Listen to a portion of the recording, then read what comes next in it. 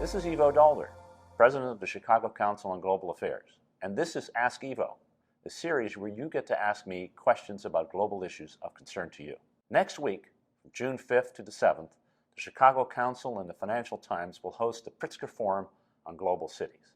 I often get asked about what makes a city a global city, and why should we really care what's happening in cities? Well, the answer is simple. We live in the century of cities. First, today, more than half of humanity lives in cities for the first time in history.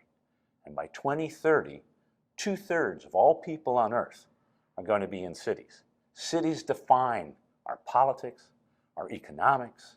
They define who is going to be rich and who's going to be poor, who's going to be healthy, who's going to be sick, who's going to be educated, who's not going to be educated, who can grow old or will die at a younger age. Second, all of the major problems and challenges we face in the world today manifest themselves in cities. Miami and Jakarta are going to find water rising and taking over their cities. Terrorism is a problem that affects a city like New York and a city like Paris. Air pollution is high in Beijing and in Los Angeles.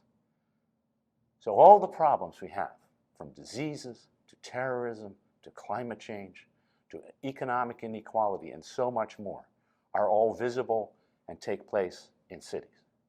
But third, and most importantly, it's in cities that we will find the solutions to these problems. And that is why every year we host the Briscoe Forum on Global Cities, a venue to allow people to understand what's happening in cities and why it matters, to see what the big problems are and what bold solutions are out there to deal with it. The Briscoe Forum this year will be again in Chicago, June 5th to June 7th. Join us there. Thanks for tuning in.